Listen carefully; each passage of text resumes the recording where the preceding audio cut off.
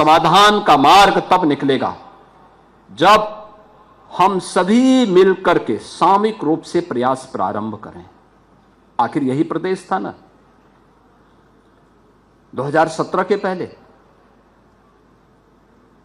याद करिए, जब प्रदेश के अंदर सरकार बनी थी, चैलेंज था हम सबके सामने, क्योंकि पहचान का संकट था उत्तर प्रदेश के सामने। लोग बोलते थे क्या होगा, युवा के सामने पहचान का संकट, किसान आत्महत्या करने के लिए मजबूर, बेटी सुरक्षित नहीं, व्यापारी भी सुरक्षित नहीं, नौजवान की आकांक्षाओं की पूर्ति के लिए उसके हाथ को कार्य चाहिए थे, अच्छे शिक्षण संस्थान ढूंढे नहीं मिल पाते थे, जो प्रदेश में नया निवेश की बात तो दूर, जो पहले से निवेश किए थे वे प्लान कर रहे थे, और भारत सरकार की मीटिंग में जाते थे तो उत्तर प्रदेश की गिनती कहीं नहीं होती थी। और उस समय जब प्रयास प्रारंभ हुए, हम लोगों ने कहा कि भाई हम सबको लेकर के चलेंगे। मोदी जी का जो मंत्र है, सबका साथ और सबका विकास, ये हमारा मंत्र होगा, लेकिन अपराध और अपराधियों के प्रति, भ्रष्टाचार और भ्रष्टाचारियों के प्रति जीरो टॉलरेंस की नीति के तहत सरकार कार्य करेगी। लोगों को लगता था कि सब एक घोषणा है। हमने कहा घोषणा नहीं भाई, देखो जब मूर्त रूप देंगे तो आप सब चिल्लाएंगे। और आज आप देखते होंगे उत्तर प्रदेश ने कानून व्यवस्था का एक मॉडल दे दिया। कानून व्यवस्था कैसे होनी चाहिए, देश के अंदर विभिन्न राज्यों में लॉ एंड ऑर्डर की स्थिति क्या होनी चाहिए, उत्तर प्रदेश आज उसका एक मॉडल देखा जाता है कि उत्तर प्रदेश ने यह कर दिया है। ये प्रयास करने से होता है, ऐसा नहीं कि उस पर नियंत्रण हो सकता है।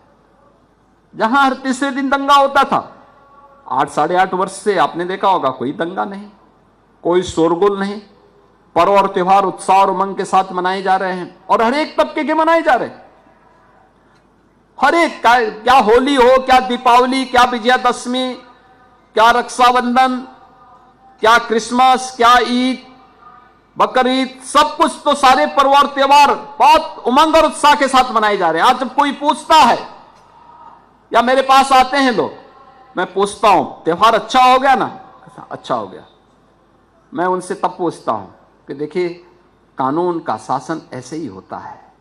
कानून शब्द लगता भले ही बुरा है, लेकिन जब उसको व्यक्ति अंतःकरण से स्वीकार करता है तो उसका फल ऐसे ही होता है जैसे दवा कड़वी तो लगती है, लेकिन उसके परिणाम सुखद होते हैं। ऐसे ही कानून है हमारे जीवन का हिस्सा, हमें उसका पालन करना ही होगा, उसको अपने जीवन का हिस्सा बनाना ही होगा। और यह जब हम करेंगे तो हर एक क्षेत्र में उसके परिणाम हम सबको देखने को मिलेंगे। अब आप सोचो कि उस समय ये आउटर सिटी था, उन्होंने अपनी क्षमता और सामर्थ्य से 100 एकड़ के एक क्षेत्रफल में विश्वविद्यालय बना लिया। आज के दिन पे कोई बना पाएगा? नहीं बन पाएगा। लखनऊ जैसी सिटी में 100 एकड़ लैंड, ये बहुत कठिन कार्य है, किसी प्राइवेट इन्वेस्टर के लिए असंभव कार्य है। लेकिन उसी समय सरकार के चहेते लोगों के लिए 10 एकड़ में भी विश्वविद्यालय के लिए स्वीकृति दे दी गई। Pick and choose. हमने कहा ये पिक एंड चूज नहीं हो सकता। हम किसी का चेहरा देख करके निर्णय नहीं लेंगे। सरकार की पॉलिसी एक समान होनी चाहिए, चेहरा देख करके नहीं, उसकी क्षमता और उसकी योग्यता को देख करके एक समान पॉलिसी हो, पॉलिसी के दायरे में लोग आए और उसका लाभ लें। इसके लिए हम लोगों ने यूपी के अंदर अलग अलग सेक्टर की 33 सेक्टोरियल पॉलिसीज बनाई और पॉलिसीज के तहत कहा कि भाई लैंड बैंक हमारा, आप आइए, इस पॉलिसी को देखिए, आपको अच्छा लगता है यहां निवेश करिए, सरकार आपको सुरक्षा की गारंटी देगी, हर प्रकार की सुविधाएं देगी, आप आइए। तभी निवेश आया अलग अलग सेक्टर में। आपने देखा होगा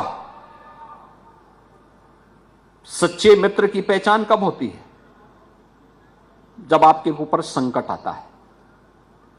देश के सामने ऐसे संकट आया और प्रधानमंत्री मोदी जी की लीडरशिप में जब भारत ने ऑपरेशन सिंदूर की घोषणा की, ऑपरेशन सिंदूर में आपने देखा होगा भारत के पराक्रम को, भारत की रक्षा सेनाओं के पराक्रम को, और उस पराक्रम में हमारे सेना के जवानों का साथ, प्रधानमंत्री मोदी जी का मार्गदर्शन और सानिध्य तो था ही। उत्तर प्रदेश राज्य को भी गौरव की अनुभूति होती है कि हम भी भारत की रक्षा सेनाओं के साथ में थे, क्योंकि ब्रह्मोस मिसाइल इसी लखनऊ में बनी है और ये उत्तर प्रदेश सरकार की डिफेंस मैन्युफैक्चरिंग कॉरिडोर का पार्ट है। मुझे याद है जब ब्रह्मोस मिसाइल के लिए लैंड देनी थी, कहां लैंड मिलेगी? मैंने कहा लखनऊ में मैं लैंड दूंगा और फ्री में लैंड दूंगा। देश की सुरक्षा का मामला आएगा, हम सब कुछ करेंगे। हमने फ्री में लैंड दी। लोगों ने कहा कि इतना पैसा आप जमीन पे लगाएंगे, कैसे आगे चलेगा? हमने कहा सब पैसा यहीं से आएगा, देखना। और पहली खेप वहां से निकली है। आप मान के चलिए कि हर वर्ष जब पूरी कैपेसिटी से ब्रह्मोस मिसाइल का या नोड काम करना प्रारंभ करेगा, उत्तर प्रदेश को प्रतिवर्ष 300 से लेकर 500 करोड़ रुपए का जीएसटी प्राप्त होगा। हमारी लैंड की कॉस्ट क्या होती?